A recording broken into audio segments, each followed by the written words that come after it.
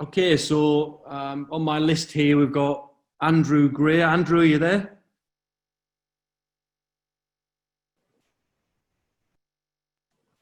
Yes, here, Paul.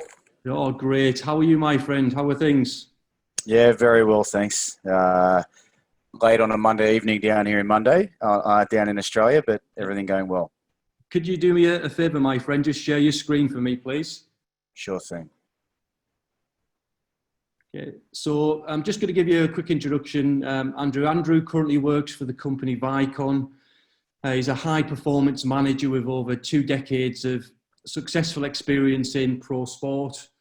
Over this time, he's worked across various disciplines, as I can see here from your bio. You've got physiotherapy, strength and conditioning, sports science, to name a few. I'm just reading through your biography here. It says you specialize in linking high performance sport with technology and analytics to improve and power performance. So a very interesting area, Andrew. Are you able to share your screen there? Because I can see you, but not your screen. Oh, sorry there.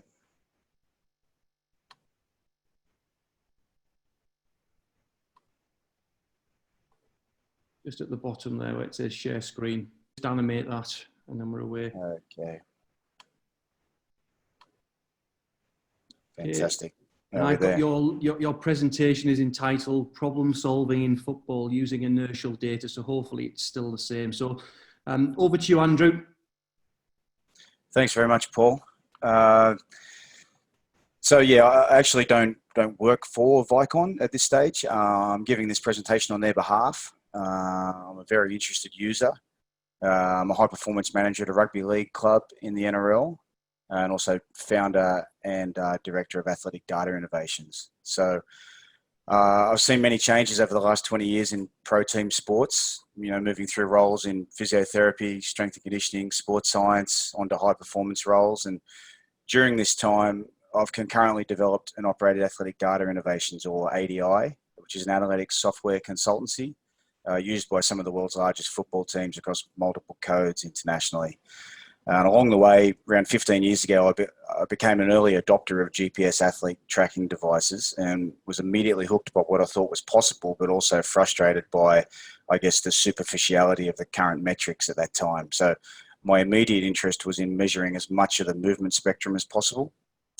My thought processes were, if I could focus on capturing changes of velocity, I may be able to measure mechanical work and thereby gain a better understanding of game demands and improve my team's preparation. That was my focus. Additionally, if I could utilize the inertial sensor to capture the foot strike and integrate these findings with the GPS sensor, I'd have a very powerful way of advancing the understanding of the return to play process. So as a result, I began to extract raw data from the devices and built my own metric templates to see what I could measure from the GPS device when athletes changed velocity, and from the inertial sensor when an athlete's foot made contact with the ground.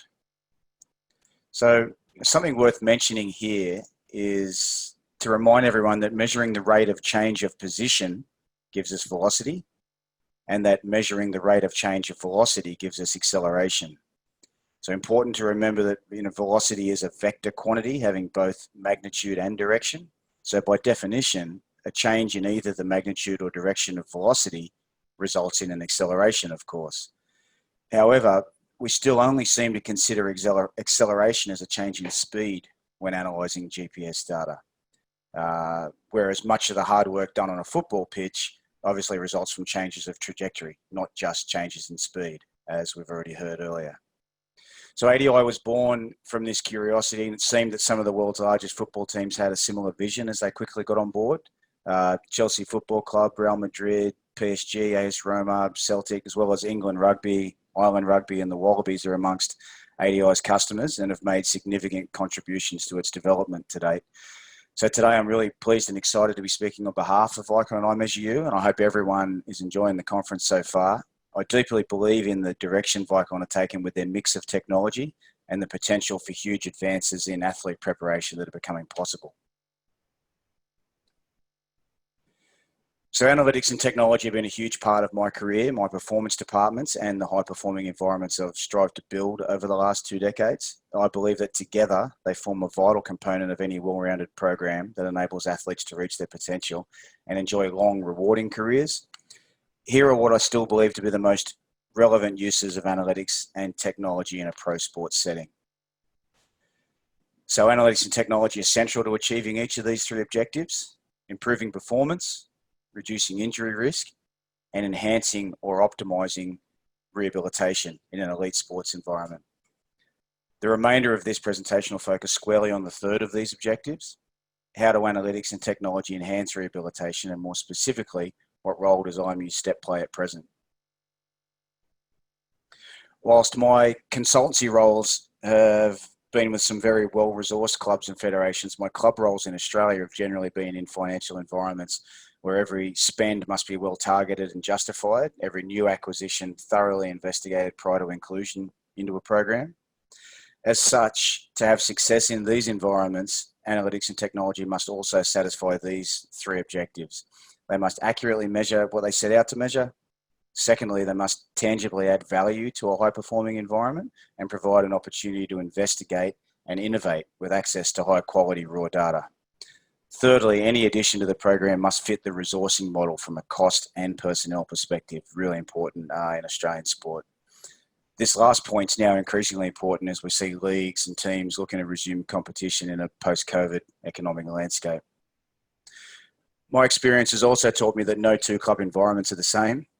Some teams have experienced staff with a narrow focus who are looking to push boundaries, break new ground, whilst other teams require an answer to be easy to obtain and even easier to understand. More experienced users generally want to be able to get their hands on the wheel and drive, so to speak, an opportunity to innovate and perhaps gain an edge on the opposition by creating their own metrics, whilst less experienced operators or less resourced teams are looking for plug-and-play functionality. A company that allows both to occur will be able to successfully service a wider audience. With IMU STEP and Capture U offerings that I'll talk about a little later on, I believe Vicon are well positioned in this regard. IMU STEP has plug-and-play functionality, whilst the Capture U platform provides the user an opportunity to innovate and capture high-frequency raw data in any environment. The opportunity to integrate with Vicon's existing technology and take the biomechanics lab into the wild is something that I will discuss as we proceed. IMU STEP, Vicon's plug-and-play option, enables inertial data capture in any environment, creating an opportunity for a complete data set for lower limb rehabilitation specifically. Its plug-and-play ability allows the practitioner to focus their energy on coaching the athlete rather than being fixed to a screen or device. The iMeasureU BLUE TRIDENT sensors have a 200G range, 1600 Hz data capture rate. They are waterproof, shockproof, incredibly simple to apply and operate, and really can go anywhere. The data captured by BLUE TRIDENT sensors worn on the ankles of athletes are far superior to a center of mass sensor worn in the thoracic position when it comes to explaining how the left and right limbs are interfacing with the ground. This is something I have captured and tested myself in detail. The IMU STEP platform allows live feedback and session footnoting from a phone or iPad, which means the rehabilitation coaches can break a session up as it's occurring, the benefits of which we'll discuss a little further down the line. The devices download very quickly given the high frequency of the data, whilst the high G capacity limits data loss and prevents clipping of any activity, which is very important. Many of the hurdles to using this technology have been removed of late, and it's truly exciting to imagine what's becoming possible. So the combination of plug-and-play functionality with the highest quality data provides access for the practitioner to components of rehabilitation that have only been theoretically measurable to date, in my opinion. Receiving loading and symmetry results from any outdoor or indoor activity opens the door to a new level of objectivity in the high-stakes environment of elite athletic rehab. Having had extensive first-hand experience with the capture of foot strikes from center of mass worn inertial sensors at 100 Hz embedded in GPS devices with ADI, I've been frustrated by the knowledge that not every footstep's being captured, especially in the indoor setting. The potential for a consistent and complete data set across plyometric movements, rehabilitation running sessions, and small-sided games is very exciting as it more thoroughly informs the practitioner and more deeply engages the athlete in the rehab process, which is essential. So too often do practitioners like myself get excited by new analytics or improved technology, whilst the athletes, managers and other coaches respond with a so what statement. Removing this disconnect between the practitioners and the audience's understanding is too frequently overlooked, in my opinion. By using analytics and technology, we must add value, simplify and educate, enabling understanding, collaboration and creating a language ultimately that supports decision making. And this is the key to embedding analytics and technology into the fabric of an organisation, I believe. These are the keys to connecting analytics and technology with decision making in a pro team environment.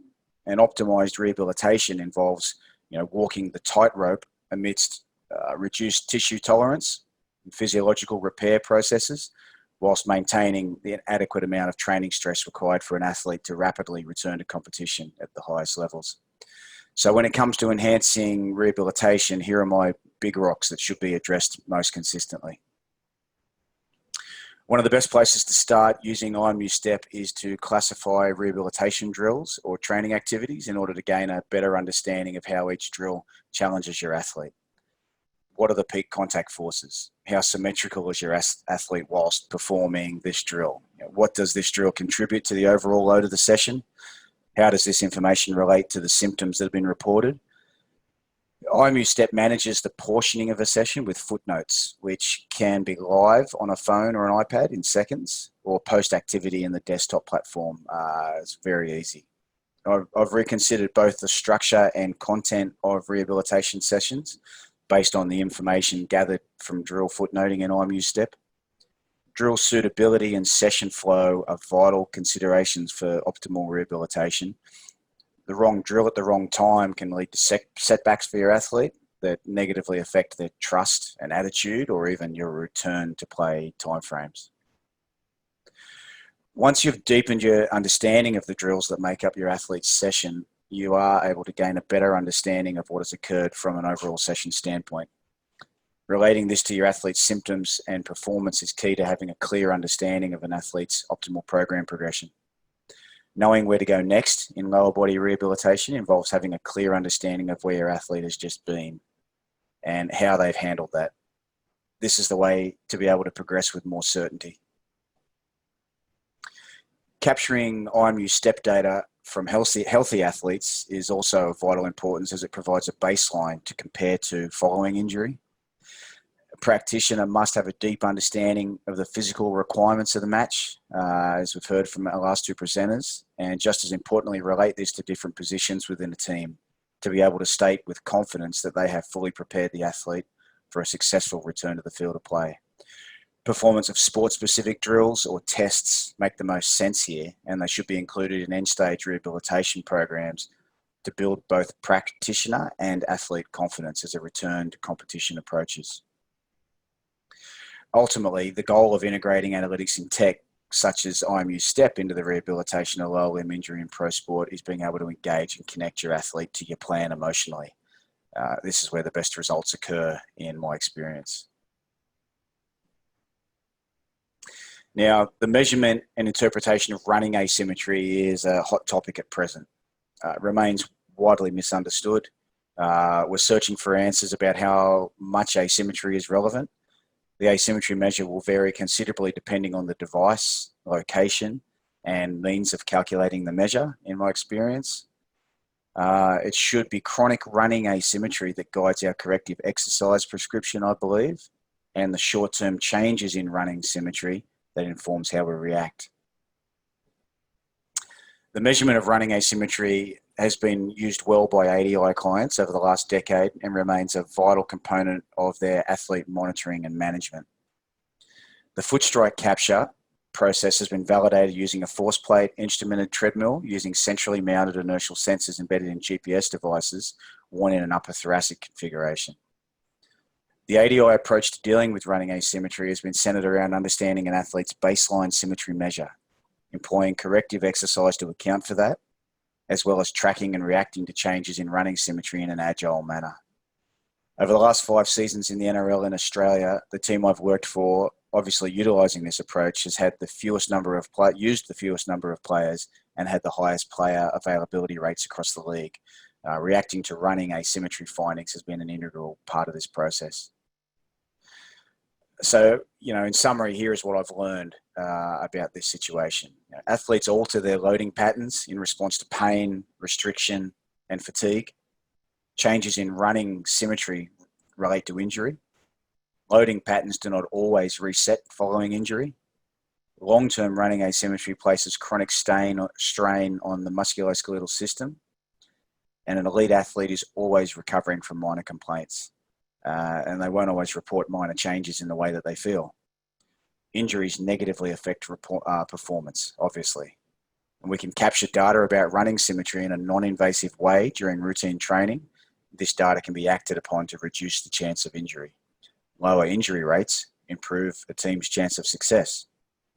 So, asymmetry data also has a central place in assessing and progressing a rehabilitation program, which I'll now discuss with some examples.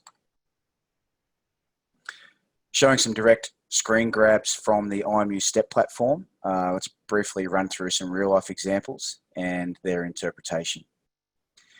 Here we see a session breakdown of a single day for loading with left and right information. As discussed, footnotes add greater context and allow you to examine different portions of the session. On this particular graph, the total impact load, left and right, is the same across the entire session. As you can see in the colored shaded portion that goes diagonally towards the top of the screen in the top right. But the minute by minute breakdown shows that individual drills were not symmetrical throughout the session. The capture of individual footnotes quickly enables deeper investigation and session alteration going forward if required. The data displayed in this session asymmetry graph shows an athlete's first running session whilst rehabilitating from a navicular stress fracture. We can clearly see she is asymmetrical and can use this to relate to her reported symptoms, plan our next session, and track her progress following subsequent sessions. Combining multiple sessions over time, here is an all sessions summary. It's a chart that's used for longitudinal load monitoring application. We can quickly and easily break down the longitudinal load by impact intensity to monitor the progression of load based on different threshold intensities, allowing hassle-free monitoring of the complete lower limb impact load for an athlete across multiple training sessions and training activities. So now let's briefly discuss the future possibilities involving Capture-U and existing Vicon motion capture technology. Seamlessly compatible with the BLUE TRIDENT sensors, Capture-U offers real-time data overlaid on video, allowing you to make informed decisions on the fly, making this platform perfectly suited to support new metric development. So I guess suited to the more experienced practitioner from larger sporting organisations or biomechanists, medical or military researchers, the ability to gain insight in real time in any environment is a game changer, in my opinion, giving innovative users exactly what they desire. Previously unattainable performance insights have become simple to grab hold of in the field. When combined with improved AI and machine learning accessibility for teams, I believe we're about to see an explosion of innovation and adoption of this technology by pro teams. BLUE TRIDENT sensors can be placed anywhere in any environment. Utilising this new technology alongside existing Vicon motion capture technology really does take the lab into the wild, making it such an exciting time to be involved in professional sport. Whilst the possibilities here are truly endless, here are my thoughts regarding the most immediate problems to solve with this newly found insight. Before data provided insight into the movement demands of a particular sport or activity, we relied on experienced eyes to explain to us the finer details of what was required to excel at a physical endeavour. Whilst the explosion of technology and data have put numbers alongside the movement, it is my opinion that an experienced practitioner visualising movement remains a vital piece of the puzzle to provide context to movement analytics, and I believe that this will continue to be relevant for some time to come. The CaptureU platform makes this more efficient than it has ever been and delivers results instantly. Being able to collect data concurrently using Blue Trident sensors and Vicon motion capture systems, which remain the gold standard of movement analysis worldwide, we now have the ability to train supervised machine learning models utilizing both sets of data for any sporting technique in an attempt to provide a deeper insight. Now, by tapping into that model when using only the inertial sensors in a real-world scenario or even competition, we may be able to accurately obtain information relating to joint kinematics and angular velocities. Now, this would take technique analysis and coaching to the next level as we gain detailed insight into actual competition performance. The CaptureU program provides an ability to collect data unobtrusively in even the most complex environments, such as a military and armed forces training scenario. The addition of video provides context to the most extreme movement situations encountered. Once we're able to clearly understand what has occurred, we can derive loading parameters to improve performance and reduce the chance of injury, supporting assets to achieve longer and more rewarding careers. So that concludes my presentation. I hope you'll agree there are certainly exciting times ahead in this field. Thank you for your time. If you have any questions for either Vicon, iMeasureU, or myself, you'll find the contact details here. More than happy to answer any questions you may have. Okay, thank you, Andrew. That was really interesting. I've got a couple of questions really here. I was just wondering if you've got any examples or any data that has looked at the kind of sensitivity and validity of that measure at picking up asymmetries. Yeah, there was a paper that I did show on one of those slides that was a project I did with Martin Boucher when he was at Aspire Academy, and with Maureen on a force plate instrumented treadmill. We assessed the difference between the treadmill foot strikes compared to the foot strikes detected via ADI for a thoracic worn GPS device involving an inertial sensor. Found good agreements between contact time, flight time, stride rate, and we manufactured some asymmetry there as well with strapping tape and basically making Martin limp, and compared the asymmetry measures there. Other than that, that's all I have done, other than practical use of those metrics over the last 10 to 15 years. So was it strapping of the ankle? Because I'm just wondering, obviously asymmetries occur in various regions of the lower extremity, in particular for a football player. So was it a strapping up of the ankle while the individual's running, so you manipulated an asymmetry there? Yes, that was manufactured. And, I guess in my experience, any change in range of motion of a lower limb joint, any sore tendons, any tight, soft tissue, generally is quite sensitive to create a new asymmetry. And what's really interesting is the difference in asymmetries that occur in stride running at moderate speed as opposed to asymmetries that occur during acceleration. You can actually see a difference in stride running to acceleration asymmetries when it's posterior chain musculature, like an Achilles tendon that is sore. So it really is quite sensitive. If we've filtered the data, we made sure that the vest is nice and tight, and there's obviously multiple layers to the foot strike algorithms involved. Yeah, very, very interesting. It's just I constantly see the word asymmetry used on a regular basis, and again, from going through a good few surgeries myself and rehabbing myself, it's not so much the asymmetries, because you can kind of correct them. It's more the sequential firing of the muscle, and if you want to do something, the body will do it, but it will tend to recruit different muscles. So I was just wondering if there's any additional tech that you use to look at asymmetries over and above just forces and impact, etc., and inertial data. I've definitely utilised dual force plates and looked at asymmetries during drop jumps, counter movement jumps. generally, it is interesting that the deceleration asymmetries do tend to relate better to the counter movement jump metrics. I do completely agree with you there that I've seen players maintain long, rewarding careers with significant asymmetries that I've tracked for their entire career. And obviously that percentage asymmetry does change depending on, I said, the location, the device, or the metric that you actually use to calculate that asymmetry.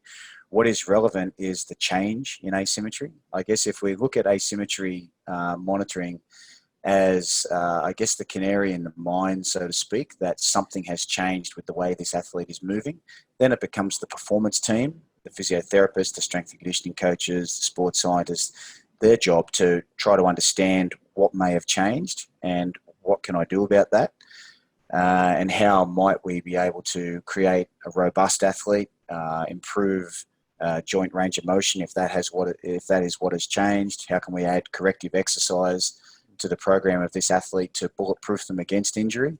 That's where the real art comes in. I guess the way we look at the symmetry is this: we can say this is how this athlete usually moves, and hello, today something has changed. What do we think we should do about it? Okay, Andrew, we're on time exactly now, so I won't ask any more questions. There's not any Q&A questions there down in the Zoom, so thank you very much for that.